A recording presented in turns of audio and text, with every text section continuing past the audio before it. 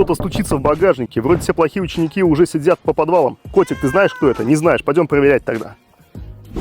Так это военкомат себе уже. Военком стучит в двери, если ты так до сих пор корни складываешь. Смотри, корень из 20, корень из 45 так делать нельзя категорически. Ты можешь корень из 20 представить как корень из 4 умножить на 5.